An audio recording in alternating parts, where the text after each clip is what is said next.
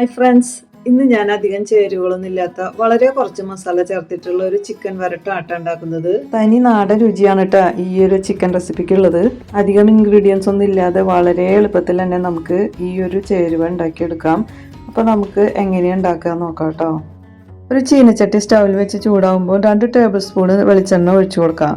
എന്നിട്ട് അതിലേക്ക് ചതച്ച് വെച്ച ഇഞ്ചി, വെളുത്തുള്ളി, ചെറുള്ളി, പിന്നെ പച്ചമുളക് കൂട്ടിട്ട് നന്നായിട്ട് വഴറ്റിയെടുക്കാം കേട്ടോ.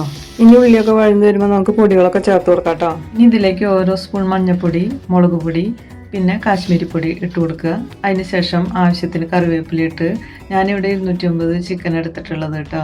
അത് ഇട്ട് കൊടുത്ത് അത് വേവാനുള്ള വെള്ളം കൂടി ഒഴിച്ചു കൊടുത്ത് നന്നായി ഇളക്കി കൊടുക്കാം.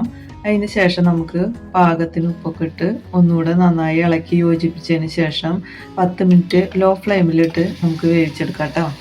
അങ്ങനെ നമ്മുടെ ചിക്കൻ വെള്ളമെല്ലാം വറ്റി മസാലയെല്ലാം പിടിച്ച് നല്ല രീതിയിൽ കിട്ടിയിട്ടുണ്ട്. ചിക്കൻ ചെറിയ പീസായതുകൊണ്ട് അതിലേക്ക് ഉപ്പും മുളകൊക്കെ നന്നായിട്ട് പിടിച്ചിട്ടുണ്ട് കേട്ടോ. ഇനി നമുക്ക് ഇതിലേക്ക് വേണ്ടത് 1 സ്പൂൺ ഗരം മസാലയോ അല്ലെങ്കിൽ ചിക്കൻ മസാലയോ അതിട്ട് കൊടുത്തതിന് ശേഷം നന്നായിട്ട് ഇളക്കി കൊടുക്കാം. അങ്ങനെ വളരെ ടേസ്റ്റിയായ ചിക്കൻ വരട്ടിയത് തയ്യാറായി കഴിഞ്ഞു കേട്ടോ. അപ്പോൾ എല്ലാവരും ഈ റെസിപ്പി ഒരു വട്ടമെങ്കിലും ഒന്ന് ട്രൈ ചെയ്ത് നോക്കണം കേട്ടോ. കൂടെ തന്നെ എൻ്റെ ചാനൽ സബ്സ്ക്രൈബ് ചെയ്യാനും ലൈക്ക് ചെയ്യാനും ഷെയർ ചെയ്യാനും മറക്കരുതേ. ഈ ചിക്കൻ വരട്ടിയതിലേക്ക് നമുക്ക് ഫ്ലേവറിന് വേണ്ടിയിട്ട് കുറച്ച് മല്ലിയിലയും കറിവേപ്പിലൊക്കെ ഇട്ട് കൊടുക്കാം കേട്ടോ. ഇനി സ്റ്റവ് ഓഫാക്കി നമുക്ക് ചൂടോടെ തന്നെ സെർവ് ചെയ്യാം. ഇത് ചോറിൻ്റെ കൂടെയും അപ്പത്തിൻ്റെ കൂടെയും ചപ്പാത്തിയുടെ കൂടെയൊക്കെ നല്ല ടേസ്റ്റാണ് കേട്ടോ. അപ്പോൾ എല്ലാവരും ഒന്ന് ട്രൈ ചെയ്ത് നോക്കണം. ഇനി അടുത്ത വീഡിയോ വരും വരയ്ക്ക് ടാറ്റാ ബൈ ബൈ.